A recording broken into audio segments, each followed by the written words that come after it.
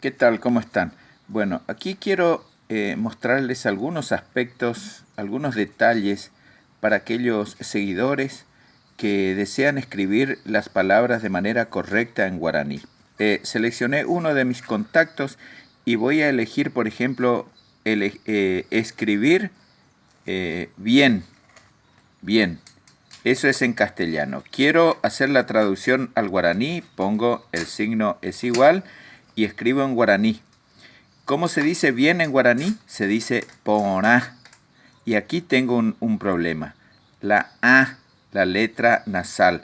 Entonces escribo P-O-R, voy a la A, selecciono la letra A, dejo presionado y ahí me aparecen las diferentes opciones para acentuar o poner el signo. En este caso yo voy a elegir esta A, ¿no? Con la viborita similar a la ñ, que es la A nasal en guaraní.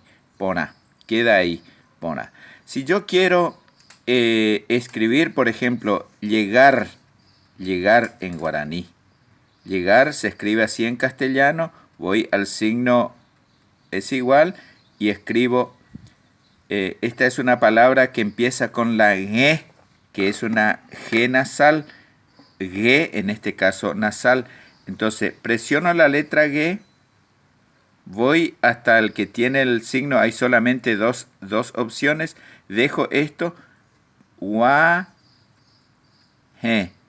y aquí dejo presionada la letra E y me salen las diferentes opciones. Puedo elegir esta que tiene la diéresis, puedo elegir esta que tiene el circunflejo, o puedo elegir cualquiera que me indique que es una E nasal. Habitualmente uso esto que tiene el circunflejo como una casita, como un techo.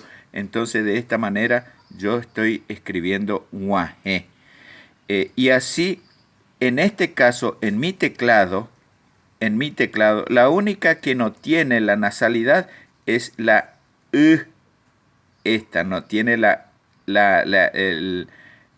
señal de la viborita, digamos, ni la diéresis, ni nada por el estilo. Entonces, normalmente escribo nada más que con la En este caso, significa, es una vocal en guaraní y es gutural. Las vocales entonces A, digamos, bueno, voy a escribir todo en mayúscula, I. En la letra O tengo varias opciones, yo normalmente uso esto, O. La U también tiene varias opciones, pero uso esto, la U, y después la U que no tengo la nasal.